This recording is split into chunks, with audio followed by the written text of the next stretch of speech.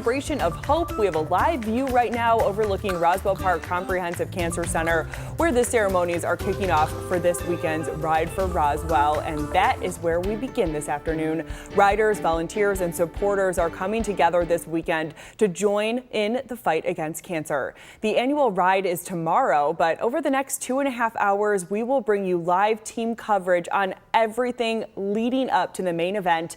Two on Your Side's Michael Wooten kicks off our coverage tonight. He joins us live from Roswell Park ahead of tonight's peloton with riders bound for the Celebration of Hope at UB's North Campus. Hey there, Michael. Hey, Lauren, Two on Your Side is a proud sponsor of the Ride for Roswell, which raises millions of dollars every year. This is, in fact, one of the largest charity cycling events in the entire country, and it all starts with an event happening in just a little bit right here at Roswell Park. The street behind me will close pretty soon. I want to show you the view from high up. We have our Skyview 2 drone right now overlooking the campus. People will start to arrive here pretty soon for what is called the peloton. So these are some of the top fundraisers for this year's ride. They're going to gather here. There will be some remarks that we will share live with you. And then they'll have a police escort going 2 by 2. Think about it, all the way from here, close to downtown Buffalo, up to UB's North Campus, where the Celebration of Hope will happen tonight. And as we show you a live view up there right now, the beer garden, in fact, just opened at UB's North Campus. That's a popular spot. They have dinner for the Extra Mile Club members, volunteers, and anyone who purchases a ticket. That happens at 5 o'clock tonight. And then later on this evening, the touching ceremony as the Peloton riders arrive there at UB, and as all of the different cancer teams from Roswell are honored, and then it concludes with the lighting of the torch. We are going to, in fact, introduce you to this year's torchlighter. She has quite the story. That's coming up over the next couple of hours here from Roswell Park. So a lot of the focus right now on the Peloton and tonight's Celebration of Hope, but then the big ride itself is tomorrow, and there are some important changes for this year's ride. So for that, we're going to go live right now, not too far away from me here on Roswell's campus. My colleague Dave McKinley is live now to tell us about the ride itself. Hey, Dave.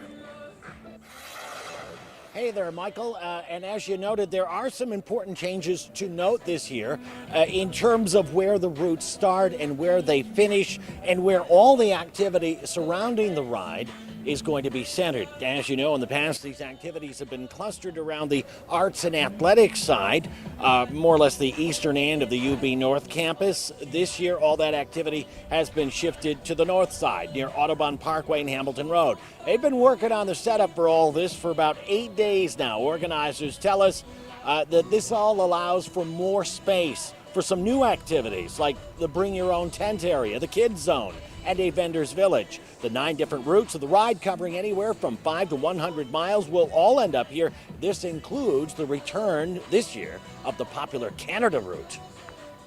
So this is the first time we've been able to do that since the pandemic. That route actually starts at Roswell Park's downtown campus, heads out, up and over the border, and comes back and greets us here at UB.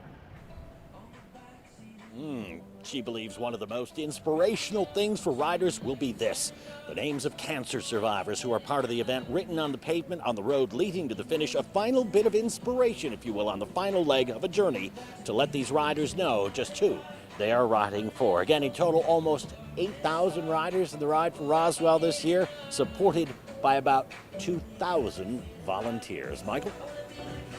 Yeah, it is just a massive effort. Dave McKinley reporting live from here at Roswell. And again, in just a bit, you can see some of the equipment is arriving here. They're going to close down the street right in front of the Cancer Center. And all these Peloton riders will arrive here in their cycling outfits and ready to make that 12-mile trek from here all the way up to UB. Lauren, we have a lot of coverage coming up for you here. Some of the breakthroughs that they've made this year here at Roswell Park, thanks to the funding from the Ride for Roswell. Also later on, I have a story of the power of art and how it can help heal. So we'll see coming up in just a little bit as we cover the Ride for Roswell 2023. All right, Michael, thank you so much. We'll check back with you shortly.